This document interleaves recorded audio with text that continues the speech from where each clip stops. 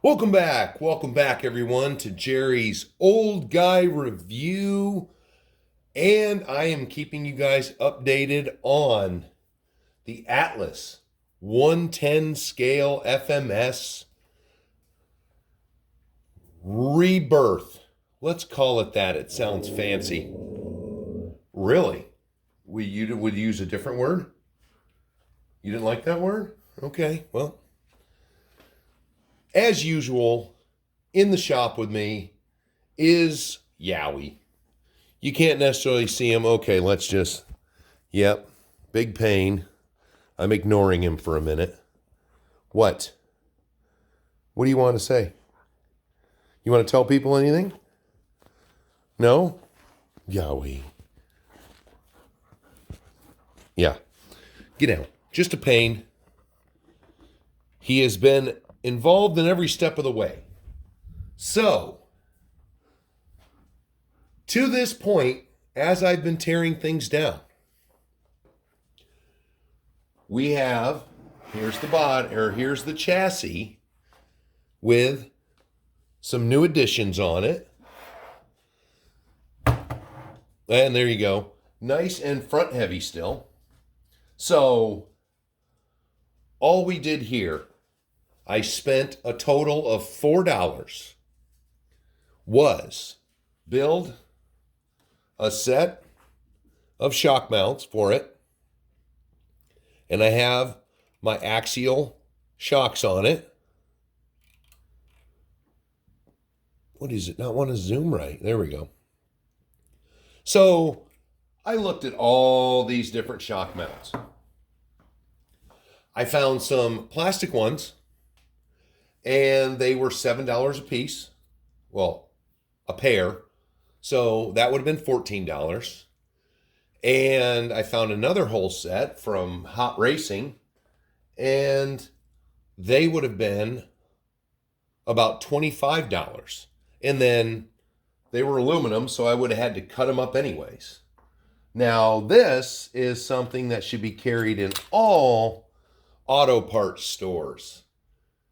Here is the horribleness of working in an auto parts store and going around stocking your shelves, and the company is Dorman. Dorman makes everything automotive in the world. So this is part number 02344. These are a universal body shims. If you have a body bolted on, you want to change you're supposed to just basically use them as a shim. Wow, again with the focus. So you just slide them in around the bolt. Well, I started looking at them, and they come, this has 6 shims in it. They're 1/8, 1/16, 1/32, and 1/64. Well, I didn't need anything overly heavy duty, so I picked the 1/16. And as it works out, this weird little line, there's a line on here. So I tried to maintain the angle they had on the shocks, which was slightly forward, because down in here, there's not a lot of room for a shock body. It's very tight. So if I would have leaned them straight up and down, the bottom of the shock mount would have been catching. So leaned them forward, just cut them out, painted them. So now we're going to have a lot more shock movement. To the front, because the front is going to require more geometry. So we're going to give it more travel. So, of course, thanks to the Axial Builder's Kit, I have these bent links. And we're going to swap those out for the steering and the panhard mounts. Oh, crap, my hand's right in the way. So, there's not going to be, hopefully, any binding. We're going to look at the geometry once we tear into this. So, meanwhile, with the chassis, So all we've done with this was I removed the extra link in there, and it seems to function pretty good. So now it is just a 3-link with a panhard mount. All I did up front, except for I cut off those little bobs that were in the way. I may do the same thing with the front one. We'll see. But so far the biggest has been just that rear axle. So, if you don't have it, here comes the heat. I usually use red wheel bearing grease, but now I'm getting lazy and I don't feel like doing it with the screwdriver every time. So I got me some spray, because obviously the back in the rear diff must be R&D'd Chinese stealth grease, because there's a little coating in there. But by that I mean a little coating. So this has been lubed. I still have to, tear off this center deal to get to the transfer case. And then we'll slowly be working our way up to the planetary gearbox. And then when I tear into the front end. Now, so far, this kit has been excellent. Everything, I found a lot of things I was shocked at. A lot of things you don't see on the big name brands. I mean, there's a lot of metal on this. A lot of metal in the drive shafts. All the pillow balls are metal. So we've just been working. We were just going to start with the details. Because, here's the bumper that is the rear bumper that is no longer just plastic black. Wow. Focus, you. What a pain. So, textured, flat, like I do. There we go. That was the biggest thing, was tearing the body off, doing body stuff while this geometry was in effect. Next thing was the wheels. So I showed you a little preview of the wheels, but now what I did was, here's the cheapest thing. The outer silver is just a silver Sharpie. Boom, my hero silver Sharpie. And I did the lug nuts with another. This is just a paint marker. You can get these at, any kind of, dang it, what do you call it? Like Michael's, or really? It's got to be my hand. There we go. You can get it at a craft store, but it's paint. So I painted this up, but I didn't want it to look, super brand new. So then I just used some Krylon. Actually, let me grab that. It's been my go-to for most painting things now. So it's the Color Max. It's flat crystal clear. So if we take, here's another one. So if you use just chrome paint and then you use it, you get just a really dull aluminum sort of color. But with this, it really dulled it down to make it look somewhat old. And there's a nice little cheap visual modification. And then let's move away from visual modifications. Once again, this is something I have carried in my workshop for years. These are stick-on wheel weights. These are, what do they measure them by? I think they're ounces. Yep. So 0.25 of an ounce. They're adhesive. These are made to stick on rims of cars. So, this box, it's not bad. And right, you get a lot because this box is this full still. So I decided the wheels and tires that came with the vehicle were about 4 ounces total. I've got 4 ounces just on the center ring. So we just in effect doubled the weight of the wheels without having to buy expensive aluminum wheels. Because I'm going to tell you still, this is an impressive center ring. Look at that. Just dropped it on the floor. Nothing came off. So this is the way, this is the one done one already. Oh. So weights, wheels, and what I wanted to show you was this is, hey, look at, I cut my own foams out. You know, it doesn't have to, in my opinion, it doesn't have to be perfect, but these foams were so thick. So you just get a brand new X-Acto blade on your X-Acto knife. Let me make sure I'm in camera there. So, boom. Boom. And then comes right out. And that is, you know, you could do it with scissors. It's a pain.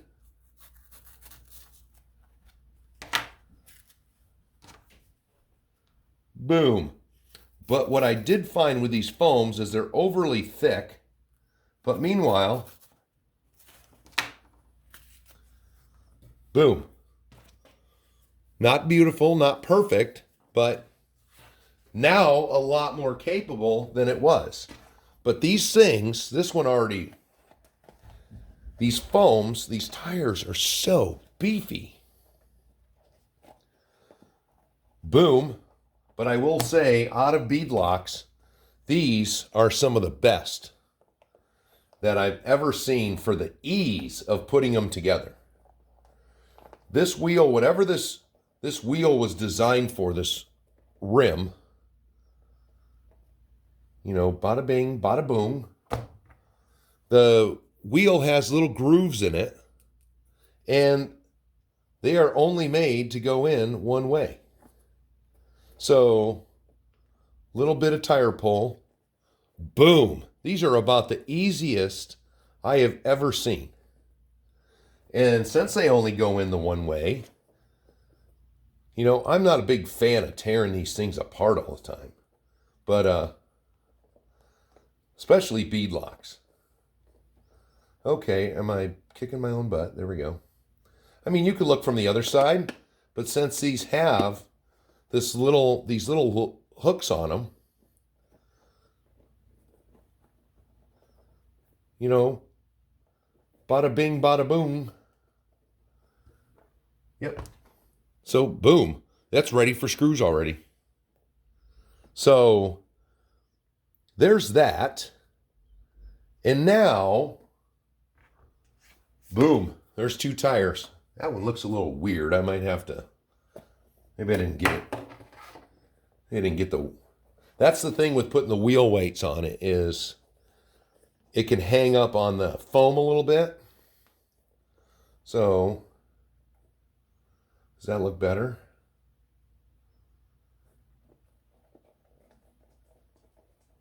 Well, that was the first one, kind of gave me a screwy issue with that.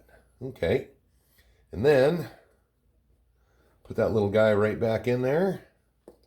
You just got to flip the lip a little bit, which is basically get it out a little bit. So, boom. Let me see there. All right, that looked better. All right, so that tire is done. So let me bring over some of the bits and bobs. And so there's the cage. Now, I did tell you in the video about cutting this bumper down. So I cut the ends off right where they stuck out on the end, and then I cut this whole section off here. So now we should have better clearance for getting up over things.